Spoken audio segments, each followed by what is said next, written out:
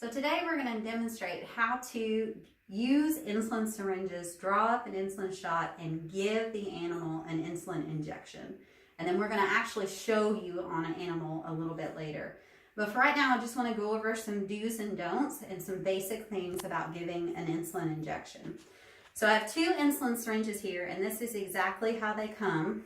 They have a little cap on the end, which you will have to remove to get to the plunger. And then here is your needle on this end. Now I want you to see the length of this needle as opposed to the length of this needle. You can see this one is much shorter than that one. And the reason why we don't like these needles, and these are the ones that you can buy at all the drugstores, is because they're too short to go through the animal's coat and into their skin. And that's why we prefer these needles, which most of the time you are going to have to order those special or get them from your veterinarian or us. All right, so that's the first thing I wanted to show you. Okay, so now, as you can see on this insulin syringe, there are numbers. And depending on what dose your animal, your pet, is supposed to get, you are going to want to pull, and I'll show you how to draw this up. You want to pull this down to get to what number you want to be. Now they're all going to be a little bit different. This one goes by 2. So there's 10 units. That's 8 units. Then 6. Where this one, each mark is a unit. So there's 5 units there. But then there's 6 there. So always double check, look at your syringes, make sure you know what you're doing. And I always say, when in doubt, count it out. So you can even start 10, 9, 8, 7, 6, 5 to get to the 5. Where this one, well, you're like 10, well, they have each mark is 2. So 8, 6, 4, 0, 2, and 0, you see. So now we're going to draw up the shot, and I'm just going to pick a general dose. Let's say our dose is 5 units. So this is not insulin, it's sterile water, but let's pretend like it's insulin. So it's going to be in a bottle very similar to this. Most insulins, once you're open, you want to keep them in the refrigerator. And when you get your insulin, it likes to settle out as it sits in your refrigerator. So what you want to do is you want to kind of invert it and kind of mix it back up. Now some people will say rub it between your hands like this. I'm always afraid I'll drop that expensive bottle of insulin, so I don't like to do that. But what I like to do is just gently invert it and get it mixed up. Now you don't want to shake it like this. This is a no-no, because you can actually destroy your insulin by shaking it up like this. And always know how long your insulin lasts, because once you puncture the insulin with the needle for the first time, they all have shelf lives past that puncture. So make sure you always know how long your insulin's going to last and when you need to get a new bottle, because you may have to throw insulin away because it stops working. Okay? So what we're going to do is we're going to get our needle ready, and we're going to stick it in this bottle upside down, like so. Now be careful, because these insulin syringe needles are very tiny, so they're easy to bend. So try not to get too much torque on this as you're pulling it up. Hold it in your hand real good. Put it all the way in there like I've done. Okay? Then you want to pull some up, and you can see we've got some air between the liquid and the bottle there.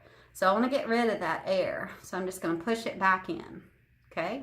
Now I've got rid of the air. So now I'm going to pull up my dose to 5 units. Okay? All right. So now I'm going to pull the needle out. I'm actually going to recap my needle. And I'm going to get ready to give the injection to the dog. Now, let's pretend, or the cat, this is our animal and this is their skin. Okay? And so what you want to do is you want to pinch the skin on the animal, and you want to make a little tent here. Now imagine that this is the back of the animal. So here's your tent right up against their body right here. Okay? Now, another thing people do wrong is they like to do this and grab a bunch here. No. You see that creates quite a mess. So what you want to do is just two fingers and pinch that up, okay? Make your tent. And then you want to give your injection towards the animal's body, and you want to do it at a 45-degree angle. So see, this is 90 degrees, so we want to do half of that. And we want to be close to the animal's body. What happens is if you give it up too high, when you have your tent here, what happens is if you give it up too high, you're going to go in and out of that fold of skin, and then you're going to give the injection on top of the animal instead of inside of the animal. So that's what you want to avoid. So what you want to do, make your tent 45-degree angle, and then give your injection. Now watch, as I'm doing this, look where my fingers are. They're here. Everybody likes to do this. This is a no-no. This is a no-no. Don't do that, because you could accidentally inject the insulin before you mean to. Then the animal doesn't get their full dose. If they move, then you're gonna put it in who knows where. So what I like to do is use 2 fingers. I say the 2 fingers and the 2 fingers rule. So 2 fingers to tent, pinch the skin, and then make your tent, and then 2 fingers to hold the syringe, and then I poke the animal at that 45-degree angle. Then I reposition my hands and give the injection, and then I pull out and I'm done. Okay? Another little trick is if your animal feels feels or flinches as you give the injection, take your skin, and as you poke with the needle, pinch the animal so they feel the pinch as you poke, then inject, and then pull out. Okay? So now we are going to demonstrate on an animal. Go. Okay. So now we have our dog here, and you may have to do this by yourself. I'm sure you will. Some people like to give the shots while they're eating and they're distracted. I think you need to get in the habit of not doing that and giving it, when the dog's, after the dog's done or the cat's done eating. What I like to do is, if you have to do it by yourself, my favorite way is to hold the animal. This is a big dog. And put your hand around so you can tent the skin, and then give your shot like so, and then you can kind of hold the animal. If it moves, you can kind of move with it. Kind of the same thing with a cat. If they're not going to be good and still, and if you don't have anybody to hold on to their head. But let's talk about where to give the shot. A lot of people like to give the shots up in the neck area.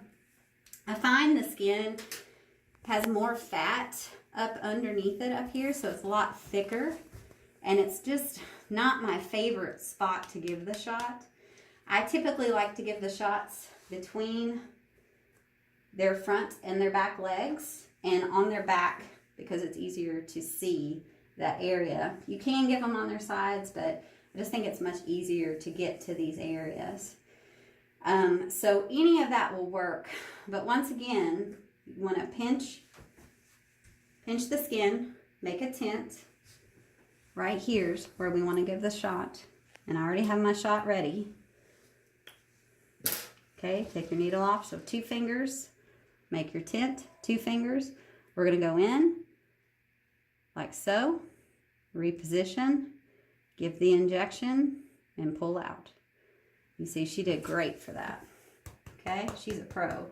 So, and like I said, if you've got to do it by yourself, a smaller dog you can reach around back, but around here is fine, as best I can do. And then I could give this shot by myself and hold her by myself. So we know that diabetes is very challenging to manage, and we hope that this video can help you guys help your pets and control their diabetes a little better.